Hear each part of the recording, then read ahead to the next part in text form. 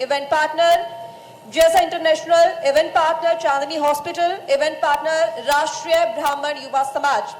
इस सत्र में हम चर्चा करेंगे कानपुर की कानून व्यवस्था को लेकर, पुलिस व्यवस्था को लेकर कि आखिर प्रशासन क्या कुछ कदम उठा रहा है व्यवस्था को बनाए रखने को लेकर। तो इस सत्र में हमारे खास मेहमान हमारे साथ मौजूद हैं राजशेखर जी, कमिश्नर कानपुर। स्वागत है आपका, जोरदार तालियों के साथ स्वागत कीजिए राजशेखर जी का। इस सत्र को आगे बढ़ाएंगे मेरे सहयोगी आयुष चित्रांश। स्टेज पर बुलाना चाहूंगी राजशेखर जी को।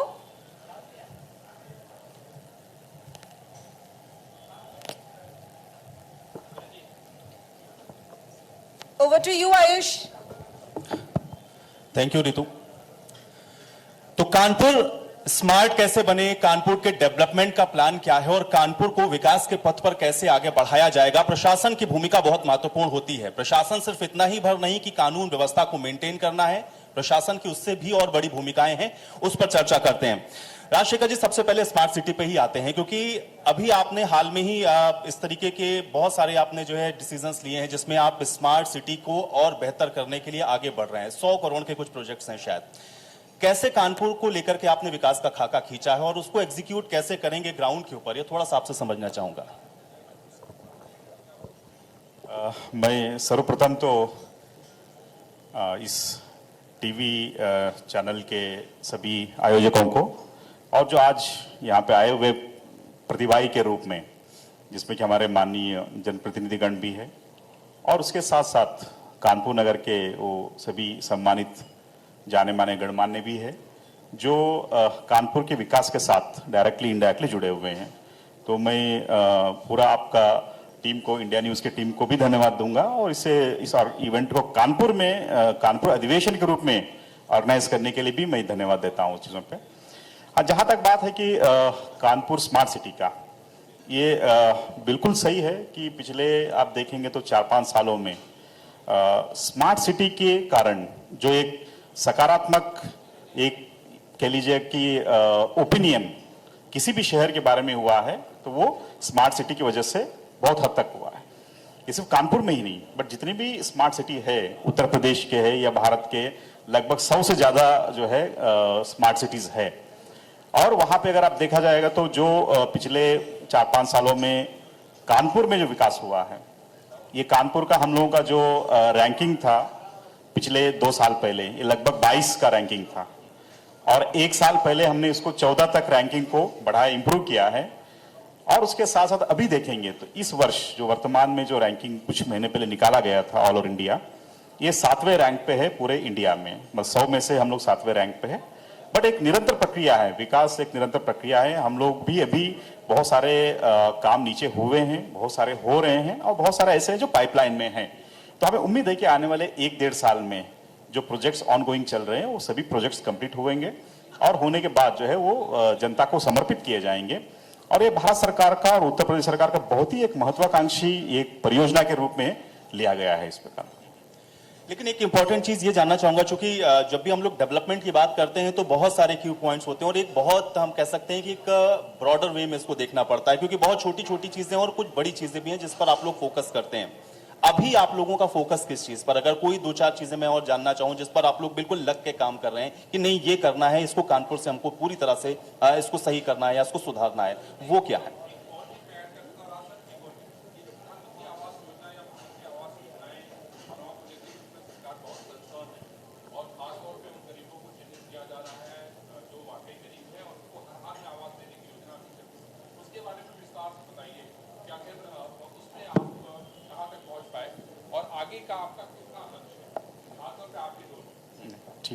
Thank you. ये जैसा आपने कहा कि जो स्मार्ट सिटी के ऐसे कौन से काम है या किस फील्ड में स्मार्ट सिटी काम कर रहा है कानपुर में, तो जो 3-4 जो मेजर इसमें है सेक्टर जिसमें कि कानपुर स्मार्ट सिटी काम कर रहा है, तो मेनली एक है कि सॉलिड वेस्ट मैनेजमेंट का। अगर आप देखेंगे तो पहले कानपुर का नाम लिया जाता तो वह नहीं, बहुत गंदगी है, कूड़ा है, कचरा है, सॉलिड वेस्ट का बहुत ज्यादा डंप्स है। तो ये फर्स्ट प्रायोरिटी पे लिया गया। आप देखेंगे तो पिछले 5-6 सालों में इसमें बहुत सुधार आया हुआ है। अभी भी हमें बहुत सारा स्कोप है जहां पे हम सुधार कर सकते हैं, उस पर हम लोग लगे हुए हैं। एक बड़ा सेक्टर है जहां पे कि सॉलिड वेस्ट के लिए अलग अलग हम जो है डंपिंग साइट्स बनाए हैं, अलग अलग जो है कलेक्शन सेंटर्स बनाए गए हैं। इस पे लगभग 200 के आसपास वाहन, छोटे बड़े वाहन इसमें स्मार्ट सिटी में काम कर रहे हैं इस कूड़े को हटाने के लिए।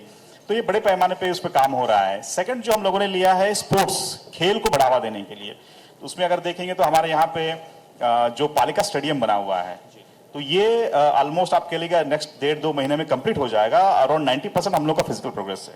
इसमें सेमी ओलंपिक स्टैंडर्ड के 28 गेम में, इंडोर गेम में 22 इंडोर गेम यहाँ पे खेला जा सकता है पालिका स्टेडियम। ये बहुत बड़ी उपलब्धि होगी कानपुर के लिए, युवाओं के लिए, जो खेल प्रेमी हैं उनके लिए। तो एक ही जगह पे 22 अलग अलग खेल आप खेल सकते हैं, वो भी सेमी ओलंपिक के लेवल के।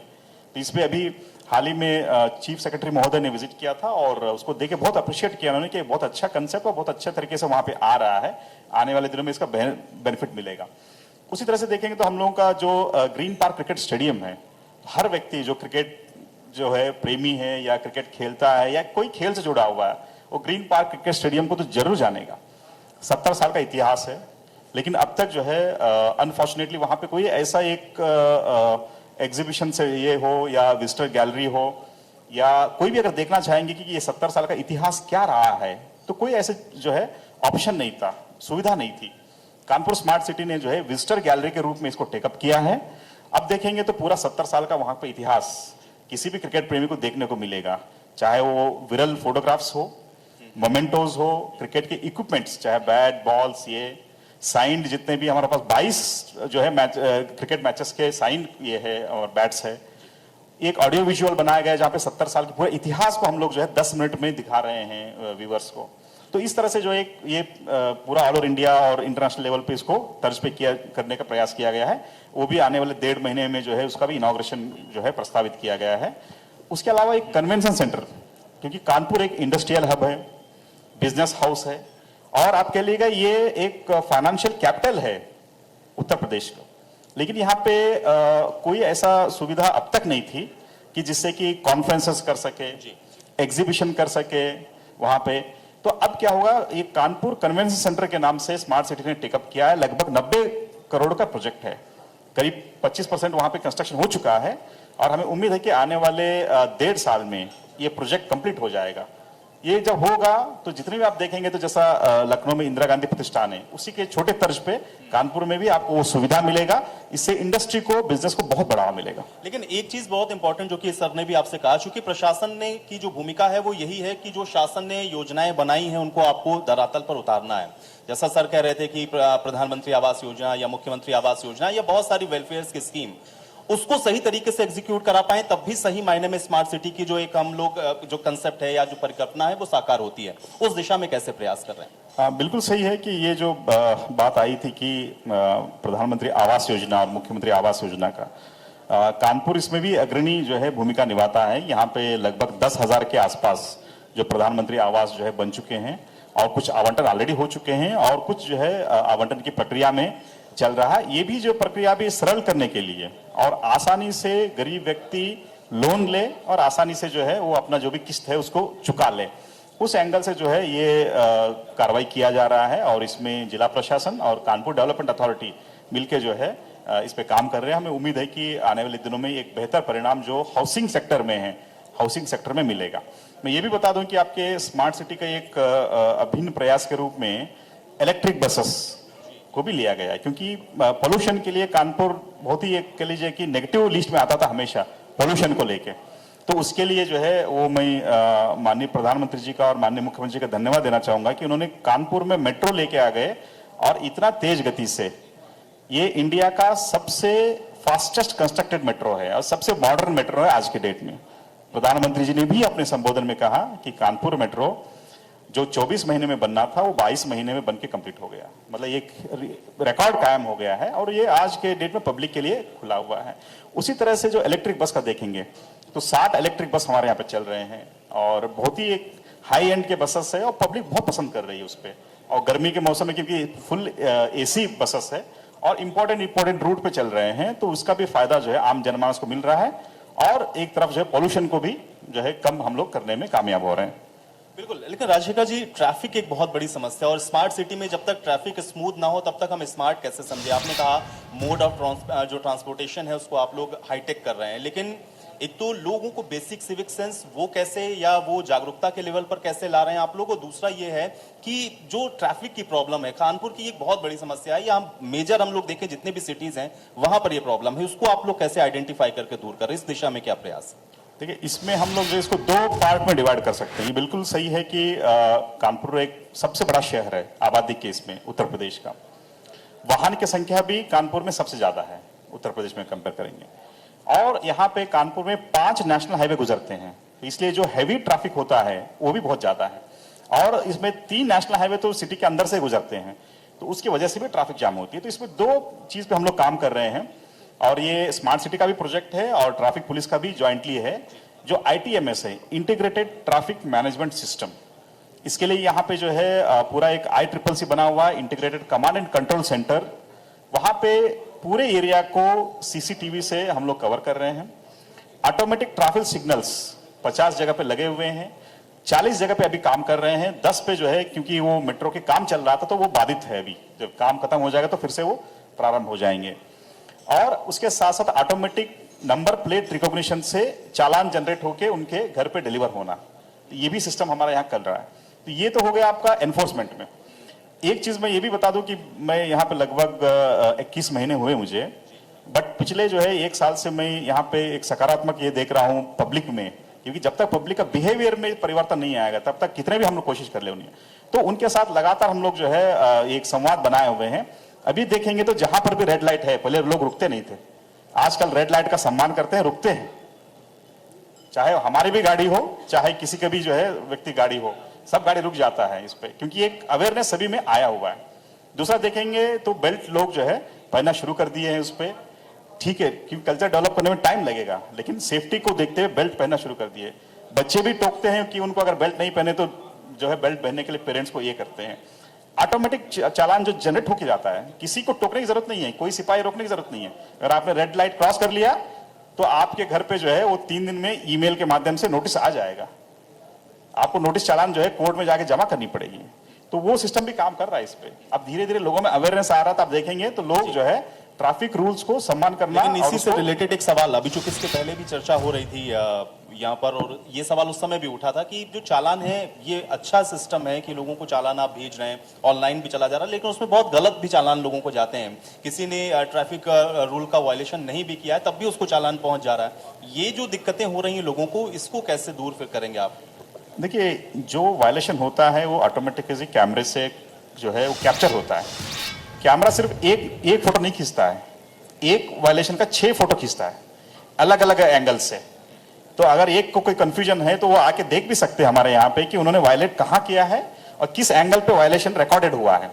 6 फोटो से एनालिसिस करके सॉफ्टवेयर निकाल लेता है कि हाँ इन्होंने वायलेट किया है, तब वो उनके नंबर प्लेट से प्लस जो नंबर प्लेट पे जो ईमेल आईडी होगा, एड्रेस होगा, उस पर व्हाट्सएप पे अगर वो क्लेम करते हैं तो आ सकते हैं, वो ट्रैफिक से भी बात कर सकते हैं। कोई कंफ्यूजन अगर है तो हम उसको दूर करने के इसमें, ये बिल्कुल दो राय नहीं इसमें कि कुछ ऐसे प्रतिशत होंगे जहां पे कि मोबाइल नंबर गलत होने की वजह से हो, मोबाइल नंबर अपडेट ना होने की वजह से हो, एड्रेस में कोई क्लरिकल एरर हुआ हो, उसकी वजह से कुछ परसेंटेज हो सकता है कि गलत नोटिस जाए।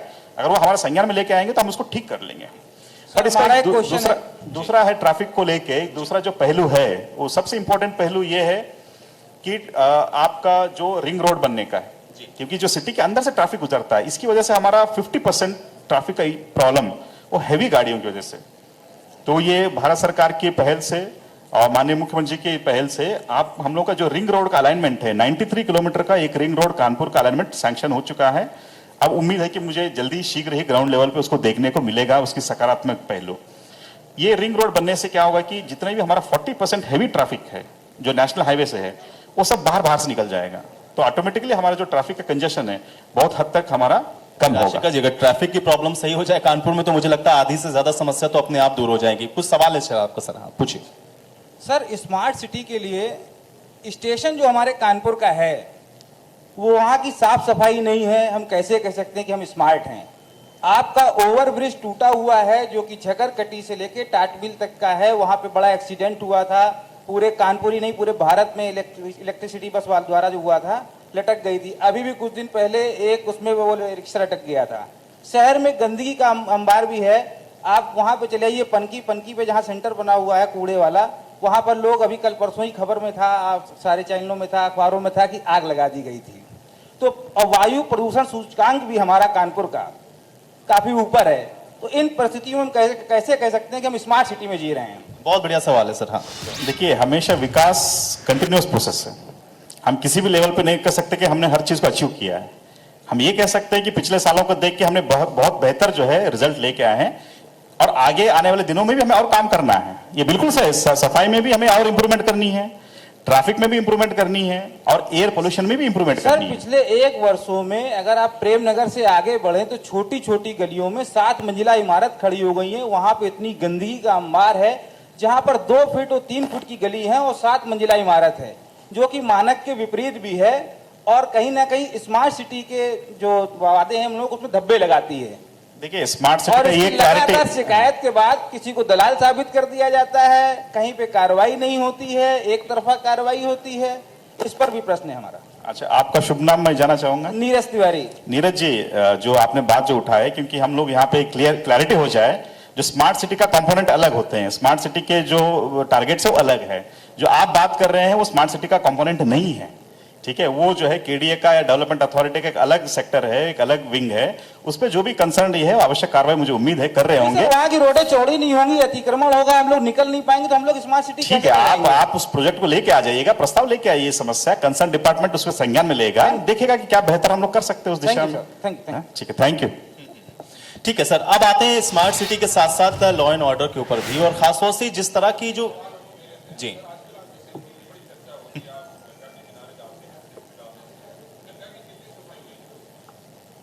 देखिए, ये बहुत अच्छी खासी सफाई हुई है।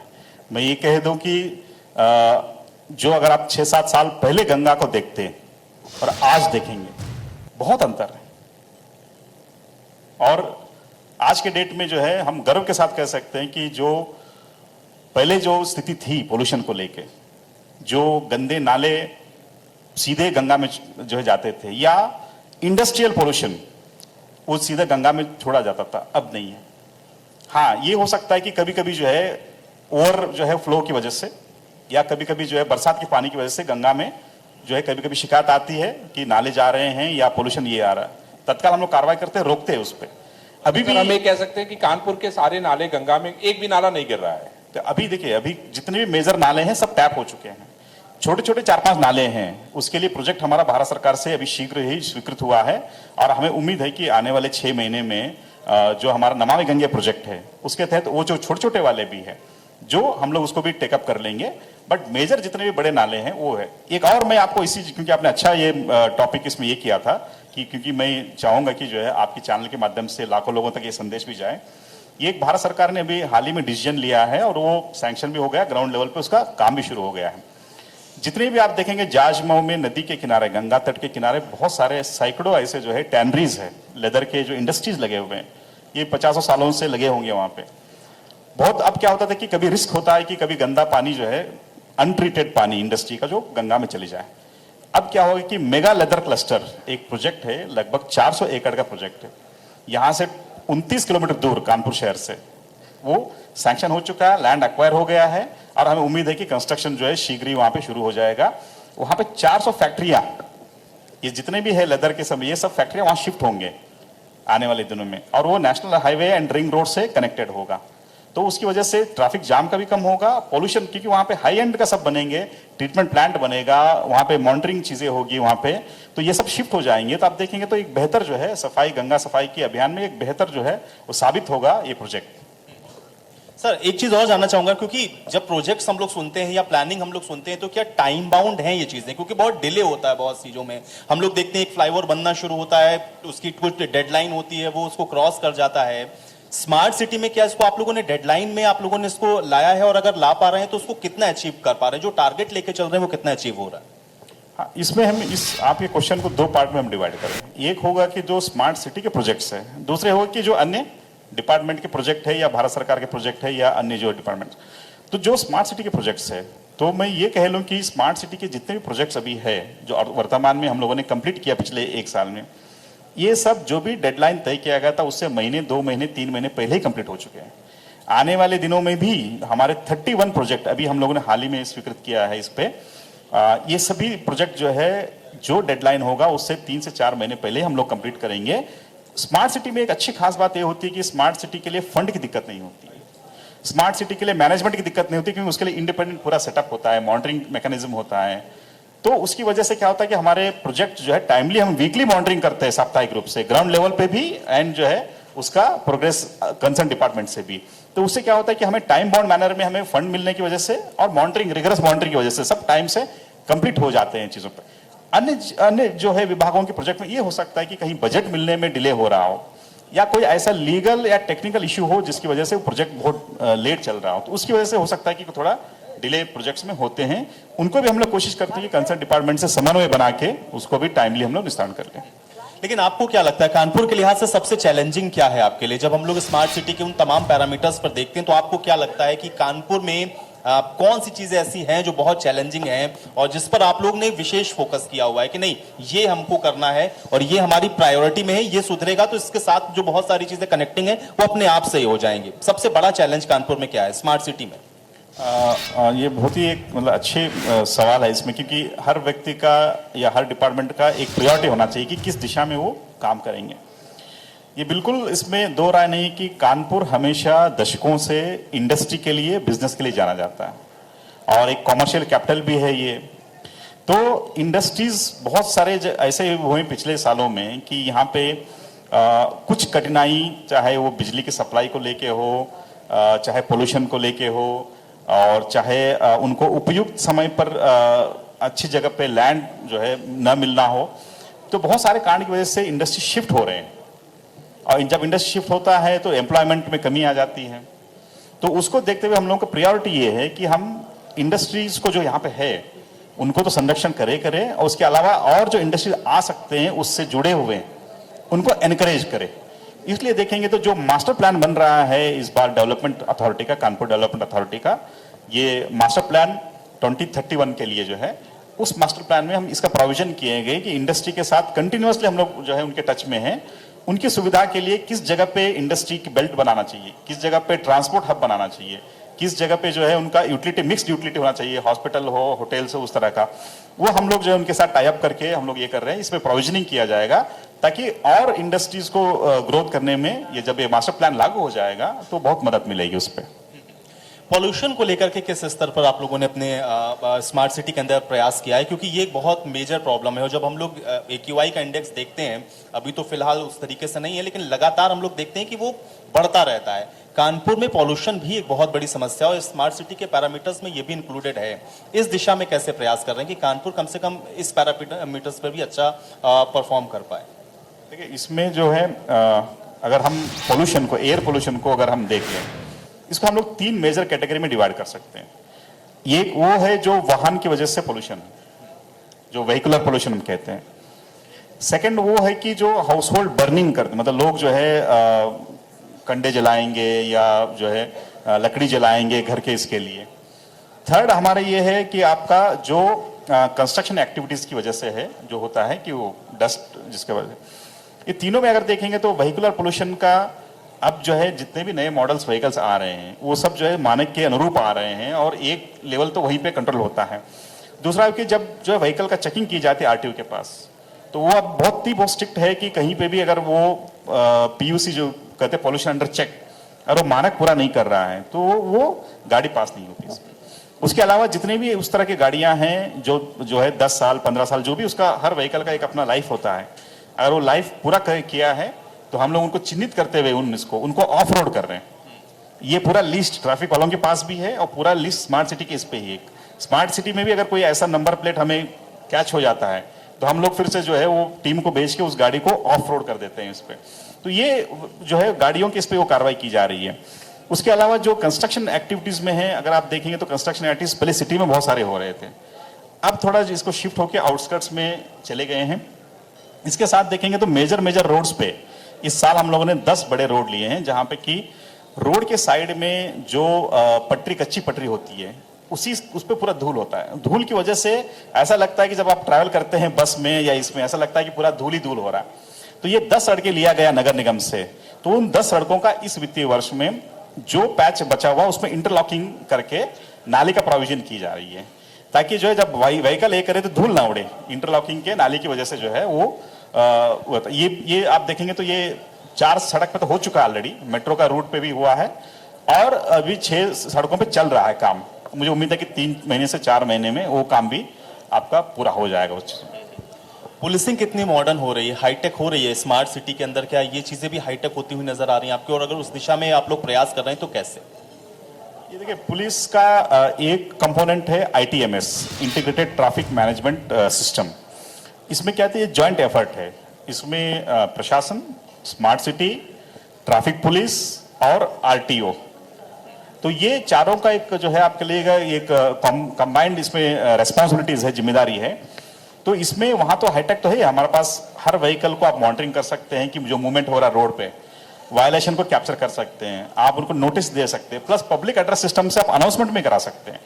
जितने में हमारा 50 चौराहा है उसमें 40 आज के डेट में चल रहे हैं, उन 40 पे आप पब्लिक एड्रेस सिस्टम लगे, वहां से अनाउंस कर सकते हैं कि पब्लिक को ट्रैफिक का ये जो है फॉलो करने के लिए, उसको वायलेट न करने के लिए। उसी तरह से आप देखेंगे तो बहुत सारे जगह पे LED स्क्रीन लगे हुए हैं, जहां पे कि जगह जगह पे हम लोग संदेश भी, मैसेज भी देते रहते हैं कि पब्लिक को कि ट्रैफिक रूल्स को ये करने के लिए, पोल्यूशन को कम करने के लिए क्या उनका रोल हो सकता है उस चीजों में। सर एक सवाल है इधर से। सर मैं स्मार्ट सिटी की बात करूं, सर इधर इधर राइट हैंड पे, मैं स्मार्ट सिटी की बात करूं तो मैं पूरी तरह से डिनाई नहीं कर रहा हूं, कानपुर स्मार्ट सिटी की ओर अग्रसर है, लेकिन कहीं ना कहीं जब आप जाम की बात की जाए या चालान की बात की जाए तो कहीं समस्या, जैसे चालान के पूरे नियम जो होते हैं, जो जेब्रा लाइन होती है सफेद पट्टी के पीछे, उन कानपुर के जो वासी है उनको पूरी तरह ट्रैफिक के नियम नहीं पता है, जिससे कि वो सफेद पट्टी जब पार कर जाते हैं या उसके ऊपर आ जाते हैं तो कैमरे जो लगे हुए हैं उसको कैप्चर कर लेते हैं और उनके चालान हो जाते हैं।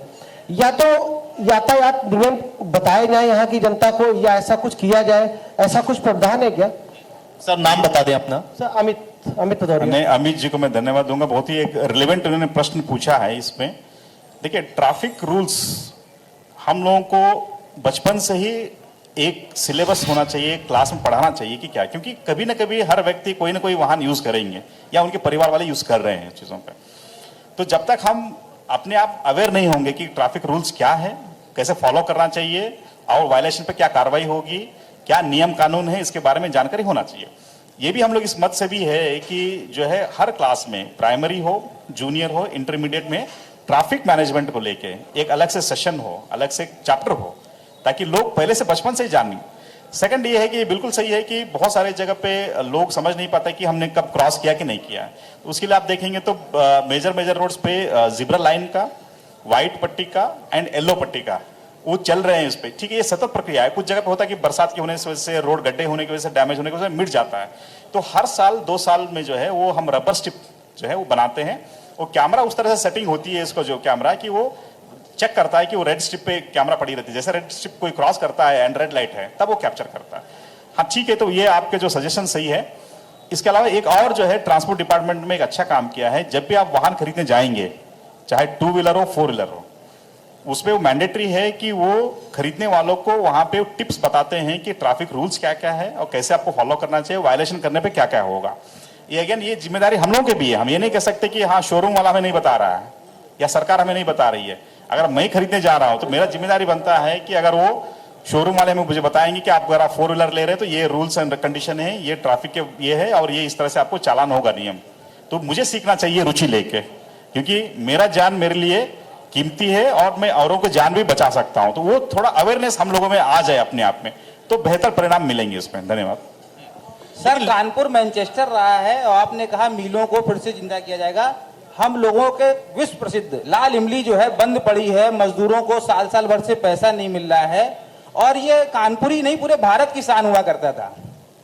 इस संदर्भ में सर क्या कहना चाहेंगे? नहीं, हमने कहा ही नहीं कि मिल जो हम शुरू करेंगे नहीं, मैनचेस्टर कहलाता था ये, यहाँ पे रोजगार रहते थे। अगर चलेगी जितनी भी रही, यहाँ पे कपड़े का व्यापार होता था, सब मिले यहाँ से जाके बाहर चली गई।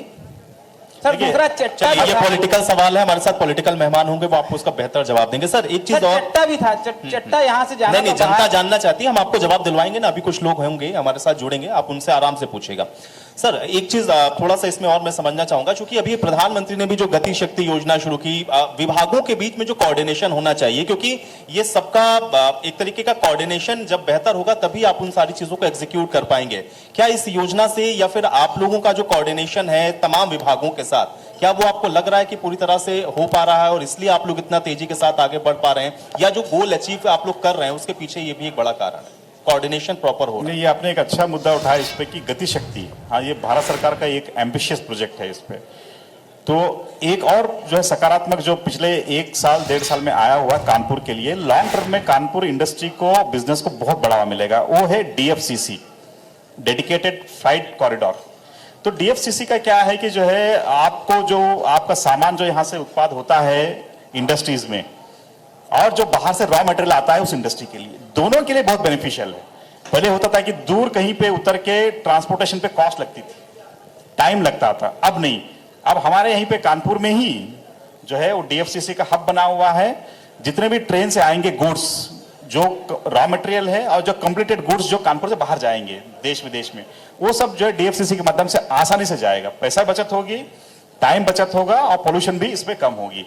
तो यहाँ पे देखेंगे एक लॉजिस्टिक पार्क रेलवेज ने बना रहे हैं, उसके लिए करीब 70 हेक्टेयर जमीन पे उनका काम शुरू हो गया है, जो DFCC का है प्रोजेक्ट है उस पर।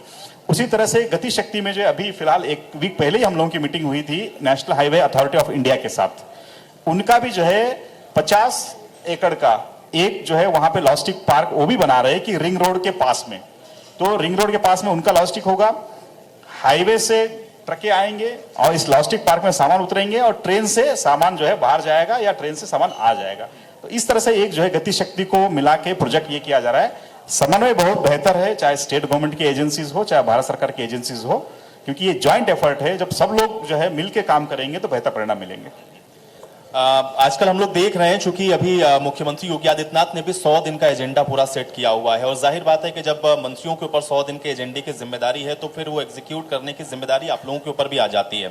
क्या ये जो इस तरीके का हम लोग देख रहे हैं कि टाइम बाउंड जो चीजें की जा रही हैं, उस वजह से भी आपको लग रहा है कि जो एक काम करने का जो एक वर्क कल्चर है वो बदला है? और अगर वो बदल रहा है तो वो स्मार्ट सिटी में भी आपको किस तरह से एग्जीक्यूट होता हुआ या जमीन पर आता हुआ आपको दिखता है? कैसे लगता है कि ये टाइम बाउंड होने से जो चीजें हैं वो बेहतर दिशा में आगे जा रही हैं? और कानपुर के लिए बड़ा अचीवमेंट आप क्या देखते हैं, अगर स्मार्ट सिटी में मैं समझना चाहूँ तो? ये बिल्कुल सही है कि देखिए हर प्रोजेक्ट को हम एक टाइम फिक्स करेंगे हर काम के लिए, और उसको हम मॉनिटरिंग करेंगे, फॉलोअप करेंगे, और जो समस्या आएंगे, जो इशू आएंगे, उसको हम नियमित रूप से समीक्षा करके उसको निराकरण कराएंगे। तो आप देखेंगे तो बहुत सारे 90% प्रोजेक्ट टाइमली कंप्लीट होगा। तो उससे बेनिफिट ये होगा कि आम जनमानस को उस योजना का लाभ मिल जाएगा जल्दी। और दूसरा है कि जैसा डिले प्रोजेक्ट का जब डिले हो जाता है तो एक रिवाइज एस्टिमेट बनती है, उसमें फिर कॉस्ट बढ़ जाता है सामग्री का, इसका वो फिर रिवाइज पैसा मिलने में टाइम लगता है। तो एक वो विशेष साइकिल जिसको हम लोग कहते हैं। इसलिए अगर हम हर चीज का टाइम एक करेंगे और उसको मॉनिटरिंग करेंगे तो हमें विश्वास है कि वो जो है, लगता है कि वर्क कल्चर बदला है? नहीं, बिल्कुल बदला है। 100 दिन के जो आप देखेंगे तो 100 दिन का, 6 महीने का, 2 साल का, 5 साल का, इस तरह से अलग अलग जो है टाइम बाउंड मैनर में काम निश्चित किया गया है। और हम लोग का ये है कि हम साप्ताहिक वीकली इनको मॉनिटरिंग करते हैं कि जो इस वीक में जो टारगेट था वो पूरा हुआ कि नहीं हुआ, अगर नहीं हुआ तो किस कारण से नहीं हुआ, क्या कारण है, ताकि हम अगले वीक में उसको पूरा करें। तो उस तरह से। लेकिन कानपुर के स्मार्ट सिटी में सबसे बड़ा अचीवमेंट आप क्या मानते हैं? आपको क्या लगता है कि ये सबसे मेजर काम हुआ है जिसको कम से कम अप्रिशिएट किया जाना चाहिए स्मार्ट सिटी में? देखिए, स्मार्ट सिटी में आप देखेंगे तो जो कंप्लीट हो चुके हैं उसमें हम लोग जो ITMS integrated traffic management system और ICCC integrated command and control centre, जो ये एक बहुत मेगा प्रोजेक्ट है। इसमें ट्रैफिक का भी है, लॉ एंड ऑर्डर के संबंध में भी है, पोल्यूशन के संबंध में भी है। ये एक मेजर जो है ये है, इसका परिणाम जो है आपको हर साल जो है इंप्रूव होते हुए दिखेंगे इस पे आने वाले दिनों में।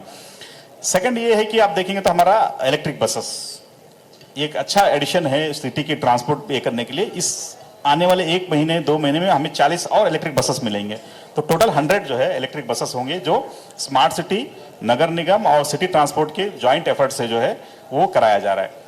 आने वाले दिनों में देखेंगे तो पालिका स्टेडियम हमारा एक मेगा प्रोजेक्ट है। कन्वेंशन सेंटर जो है मेगा प्रोजेक्ट के रूप में आ रहा है। नानाराव पार्क में एक मॉडर्न स्विमिंग पूल बन रहा है। ये आप नेशनल लेवल गेम्स को यहाँ पे खेल सकते हैं। स्विमिंग पूल बहुत ही मॉडर्न बन रहा है इसका, और वो डेडलाइन है कि अगले जुलाई तक हम लोग उसको कंप्लीट करके आम जनमानस को सौंपेंगे उसको। चलिए सर, मेरा आखिरी सवाल आपसे यह है कि आपका विजन क्या है कानपुर को लेकर के, क्योंकि योजनाएं तो बनी हैं, उसको एग्जीक्यूट भी आपको करना है, लेकिन आपने कुछ खाका खींचा होगा कानपुर के लिए, या आपका विजन क्या है, आप क्या चाहते हैं, कानपुर को कैसा देखना चाहते हैं? ये बिल्कुल मतलब बहुत ही एक उस तरह का अच्छी सवाल है कि हर व्यक्ति को एक लॉन्ग टर्म विजन लेके चलना चाहिए। अगर हम ये कहेंगे कि जो मेरा विजन है कि कानपुर 2047 मतलब इंडिपेंडेंस के 100 साल के बाद तो कैसे कानपुर दिखेगा, क्या अपेक्षा होगी इस पर, तो ये ब्रॉडर अगर देखेंगे तो हमें ऐसा एक व्यवस्था बनानी है सब मिलके, उसमें आम जनमानस का सहयोग भी है, जनप्रतिनिधियों का सहयोग भी है, मीडिया का भी है, हम लोगों का भी जिम्मेदारी है। सब लोग मिलके अगर करेंगे तो हर व्यक्ति उस टाइम में सोचेगा कि अगर हमें कहाँ सेटल होना है कानपुर में, उत्तर प्रदेश में, तो आदमी डिसाइड करे कि हाँ कानपुर बहुत अच्छा शहर है, कानपुर में जाके हमें रुके। जब ये आदमी के मन में ये धारणा आ जाएगी कि कानपुर में बसना है मुझे, तब हम सही मायने में कह सकते हैं कि जो सिटी का एक एक्सपेक्टेड लेवल होता है वो लेवल हमने अचीव कर लिया। उसमें सब चीजें आएंगे, ट्रांसपोर्ट भी आएगा, उसमें जो है सेफ्टी सिक्योरिटी भी आ जाएगी, एम्प्लॉयमेंट भी आएगा, बहुत सारी चीजें कवर होगी इस चीजों में। चलिए, थैंक यू सर, बहुत शुक्रिया, आपने अपना कीमती वक्त निकाला हमारे लिए और इतने महत्वपूर्ण विषयों पर हमारे साथ चर्चा की। आपने बताया कि कानपुर का जो विकास का मॉडल है या स्मार्ट सिटी का प्रोजेक्ट है वो किस तरह से एग्जीक्यूट करें। बहुत शुक्रिया, थैंक यू सो मच। धन्यवाद। इंडिया न्यूज की पूरा टीम को मैं तहे दिल से धन्यवाद देता हूँ इस आयोजन के लिए। Thank you very much. Thank you Ayush. तो इस सत्र में हमने बात की है कानपुर में किस तरीके से आखिर सरकार का क्या विजन है, स्मार्ट सिटी को लेकर जो योजना आई है उसको लेकर किस तरीके से काम हो रहा है, क्या प्लानिंग्स हैं और किस तरीके से एग्जीक्यूट किया जा रहा है। चलिए, ये सेशन तो इतना ही था, आगे बढ़ेंगे, लेकिन सबसे पहले यहाँ रुकेंगे एक छोटे से ब्रेक के लिए।